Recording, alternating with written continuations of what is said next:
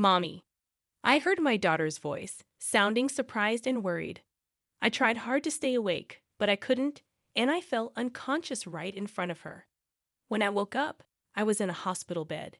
My daughter was holding my hand tightly, not wanting to leave me alone. I felt bad for scaring her. I was about to say sorry when she spoke first. Mommy, the baby in your tummy says they don't want Daddy to erase them. Her words surprised me. My name is Linda Williams. I'm 27 years old, and I take care of our home. I live with my husband, Mark, who is 2 years older than me, and our daughter, Sarah, who is 4 years old. Before, I used to work as a sports trainer, but I had to stop because I got pregnant. It made me sad to leave my job, but I wasn't feeling well often after I found out about the pregnancy, so I didn't have a choice. It was tough for me to quit, but there were some good things too. Before that, Mark didn't really help out much with chores or taking care of Sarah, but he started doing more to help me out. Even though I was worried about my health, I was happy to see Mark changing. I thought things would be okay. Mommy, wake up. It's morning. I woke up to Sarah's voice, and it was already 7 a.m. Sarah's daycare bus comes at 7:30 a.m., so I got up quickly. Oh no, Sarah, we have to get ready fast. What happened? We slept too late. If we don't hurry, we'll miss the bus. While brushing my teeth, I worried that Sarah might get confused. When I left the room, I realized I hadn't seen Mark anywhere. He usually leaves by 7:15 a.m., so he should still be at home. Maybe he's downstairs having breakfast. I felt a bit annoyed that he didn't check on us, but I headed for the stairs. Then it happened. I slipped, and for a moment, I felt like I was flying through the air. I'm going to fall. I reached out instinctively and grabbed onto the handrail, stopping myself from tumbling down the stairs. Phew, that was close. I immediately put my hand on my stomach, but I didn't hit it, and it didn't hurt. Just as I let out a sigh of relief, Sarah, looking worried, rushed over. Mommy, are you okay? I'm fine, honey. Sorry for scaring you. I reassured Sarah as I hugged her tightly. Then Mark, hearing the noise, hurried over from downstairs. What happened? I slipped and almost fell down the stairs. Whoa, be careful. I'm sorry, but it felt like the floor was really slippery and, wait a minute. I noticed that the floor looked cleaner than usual. I hadn't noticed before, but the wooden floor in the hallway was shining, like someone had polished it. Mark then explained in a flustered tone. All right, I waxed the floor last night. Waxed? Why did you suddenly decide to do that? I noticed it while cleaning the floor, but I guess I got a little too excited. I'm sorry, Mark explained. Oh, I see. I was surprised that he had waxed the floor, something he had never done before. But lately, he had been helping out a lot more with chores around the house. So maybe he was starting to notice the little things. Once men start paying attention to details, they just can't stop, can they? Even though it seemed a bit strange, I decided not to worry about it. A few days later, on a Sunday, Mark had to work, so I took Sarah to the park by ourselves. Before, I used to run around and play with Sarah, but I couldn't do that now. I watched Sarah happily playing on the swing, with a water bottle Mark had prepared for me in my hand. Who would have thought that Mark would start preparing things like a water bottle for me? When Sarah was born, Mark wasn't interested in anything at home. It still makes me emotional when I think about it. He didn't seem interested in Sarah either, so whenever I talked to him about it, he got upset, and he started coming home from work later and later. The fact that he now prepares a water bottle for me is still surprising, but it makes me really happy. Thinking about this and feeling a bit thirsty, I decided to take a sip of the tea Mark had made for me. Then, Mommy, Sarah called out suddenly. After drinking about a quarter of the bottle, I suddenly felt dizzy and started to feel unsteady on my feet. I held onto the swing's fence for support, but even then, I could feel myself getting weaker, and it was hard to stay standing. Mommy, what's happening? Help, Mommy! I heard Sarah's voice, sounding surprised and worried. I tried my best to stay conscious, knowing that if I fainted, Sarah would be left alone. But despite my efforts, I collapsed while shielding my stomach. When I woke up, the first thing I saw was the bright white ceiling above me. I felt disoriented for a moment, but then I noticed the smell of disinfectant and saw a nurse approaching, asking, "Are you okay?" It dawned on me that I was in a hospital, and then I thought of Sarah. "Excuse me, do you know where my daughter is?" She was with me when I passed out. I asked the nurse as I sat up. She nodded understandingly and reassured me with a smile. "She came to the hospital with you in an ambulance. She should be with your husband now." My husband. He left work early to come here. He arrived a little while ago. He's such a caring husband, the nurse informed me before leaving the room to call them. Feeling relieved that Sarah wasn't alone, my head started spinning again, and I collapsed back onto the bed. Why did I faint when there were no issues during my previous prenatal checkups? Was it because I moved around too much, or did I eat something bad? As these thoughts raced through my mind, I suddenly remembered the tea from the water bottle that I had drunk just before I fainted. Come to think of it, that tea, just as I pondered this, the door opened and the nurse, a doctor, Mark, and Sarah entered. "Mommy," Sarah exclaimed with relief. "Sarah, I'm so glad you're here.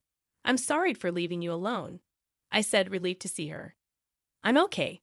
But what about Mommy? Are you okay, Mommy?"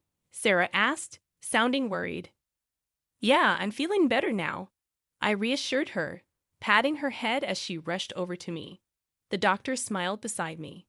In the end, the doctor decided that I needed to stay in the hospital for 2 or 3 days. After they finished examining me, both the doctor and the nurse left the room. Mark said, "I'll go get a drink," and he left too. In the hospital room, it was just me and Sarah. Then Sarah seemed a bit uneasy, like she wanted to say something.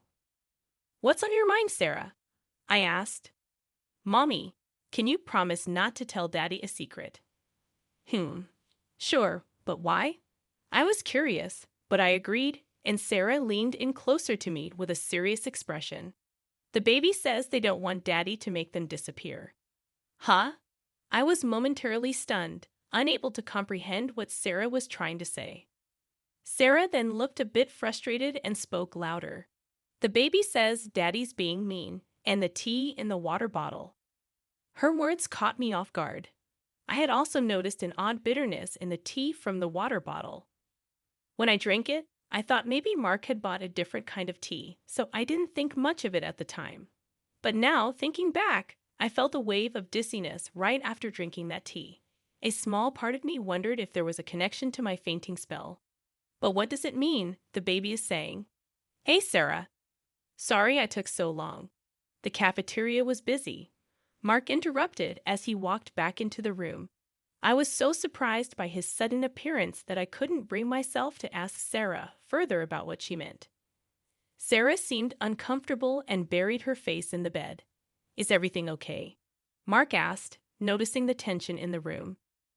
"Nah, it's nothing," I replied, trying to brush off the tension. "Well, whatever. I'm heading home for today. I have work tomorrow. Just rest up, okay?" Mark said as he took Sarah's hand and left. Sarah hesitated for a moment before following him. "Let's go home with Daddy today. Mommy is staying at the hospital," Sarah said as they left. "Oh, okay," I replied, feeling uneasy as they walked out. I couldn't shake off the worry about Sarah, but there wasn't much I could do at the moment. I just had to focus on getting discharged as soon as possible and settled back into bed. But Sarah's unsettling words lingered in my mind, making it hard to sleep. 3 days later, I was discharged from the hospital while my husband was at work, so my friend Kimberly came to pick me up. Kimberly was a friend from the gym where I used to work, and she had been looking after me since I had to quit due to my health condition. "I was shocked to hear you fainted, but you seem to be doing much better than I thought. I've been sleeping so well in the hospital that I feel much better. I'm glad. I was worried because you're pregnant," Kimberly said as we talked in the car on our way home. As we chatted, I couldn't shake off a feeling of unease. I had been feeling tired and foggy-headed lately, but surprisingly, I started feeling better after just a few days in the hospital. It struck me that the only significant change during that time was that I had been taking a break from household chores and childcare, and I had been eating balanced meals in the hospital. And then it hit me. So that means I didn't eat Mark's cooking yesterday. I recalled several odd occurrences since Mark had taken over the housework. Besides almost slipping on the freshly waxed floor, there were other incidents that bothered me. Things would be placed in unusual spots, causing me to trip. Once I was told the shower was ready, that there was no hot water, only cold water. It happened often, especially during winter, which made me rush to the hospital out of concern for the baby. Thankfully, everything was fine, but it was incredibly stressful. I had initially dismissed these incidents as simple mistakes caused by Mark's lack of experience with housework. But upon reflecting on them now, each one seemed like it could have serious consequences if one wrong step was taken. "Linda, we're here." Kimberly's voice interrupted my thoughts. "Oh yeah." I realized we had arrived at the house. Seeing my quiet demeanor, Kimberly looked at me with concern. "If you're not feeling well, you should let me know, okay?" "Yeah, I will. Thanks. You should rest for today at least. I'll go pick up Sarah, okay?" "Thank you, I really appreciate it," I said as we got out of the car together. I made a mental note to have a proper conversation with Sarah once she returned in the evening. When Sarah came home with Kimberly, she even brought some deli food for dinner and told me to call her if anything happened before leaving. She was like a superhero, and I couldn't help but feel grateful. As we ate dinner with the deli food Kimberly had brought, I felt surprisingly well, so I decided to talk to Sarah again. "Can we discuss what happened the other day?" I asked, and Sarah nodded seriously. "Sure, Mommy." "What do you want to talk about?" she asked. "Do you think you could talk to the baby in my belly, Sarah?" Yes, Sarah nodded firmly. Her sincerity was evident, and I couldn't help but believe her. "Then can you tell me again what the baby is saying?" I asked. "Well, the baby is scared of Daddy," Sarah began, her voice serious. "Daddy is trying to hurt us on purpose and separate Mommy and the baby, so the baby is holding onto Mommy as tightly as possible." I was speechless at Sarah's words. Though her explanation was simple, it connected all the strange occurrences, and I couldn't shake the feeling that they were deliberate attempts to harm the baby. The realization sent shivers down my spine. "Mommy, what's wrong? Are you in pain?" Sarah asked, tears welling up in her eyes, clearly worried about me. "Sarah, I'm sorry. I'm okay."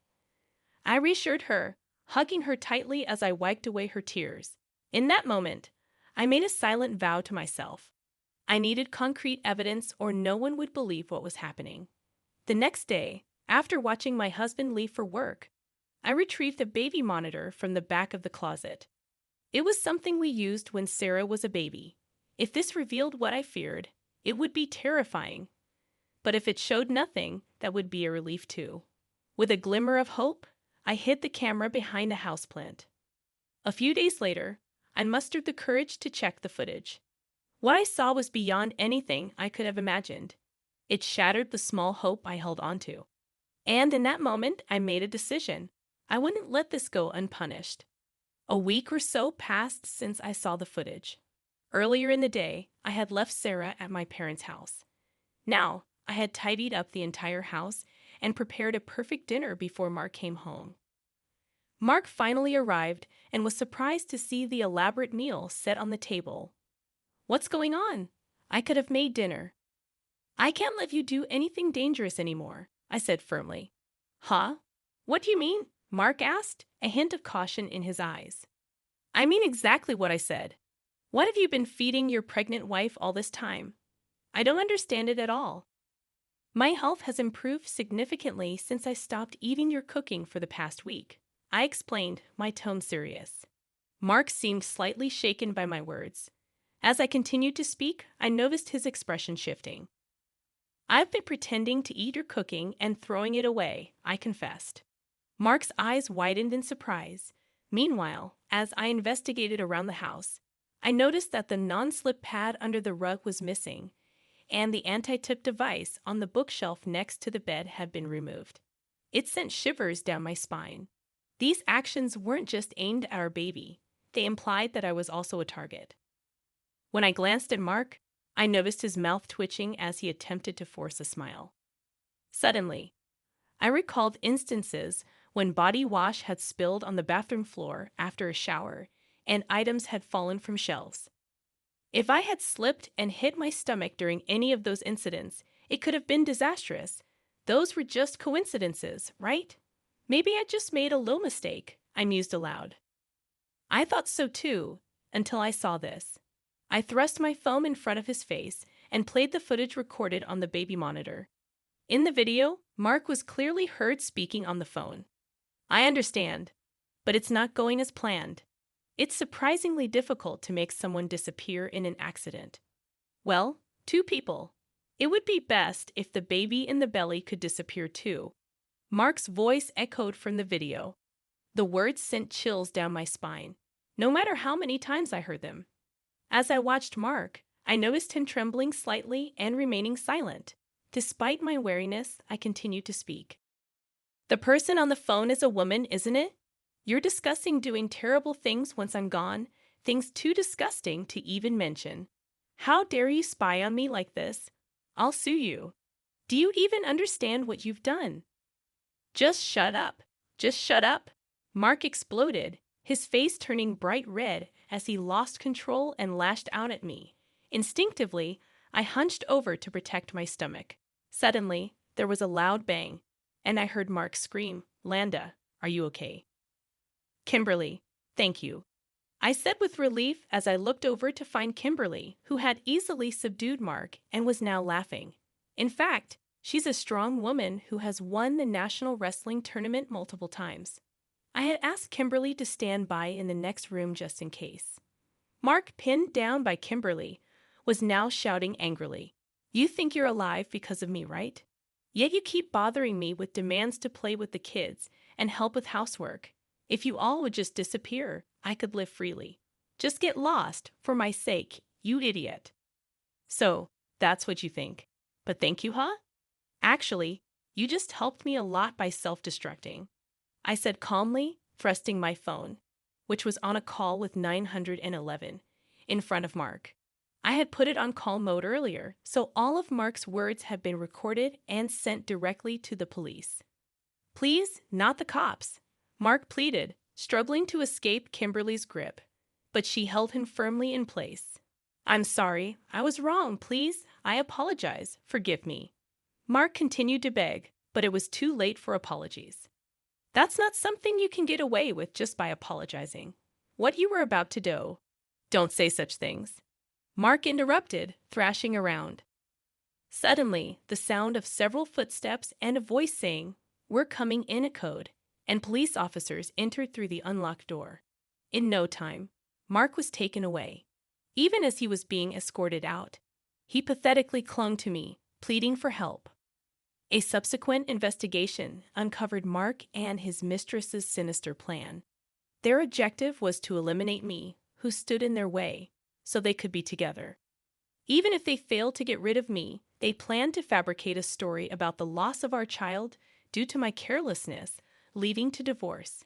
Moreover, they hoped to blame me for the incident to claim compensation during the divorce proceedings.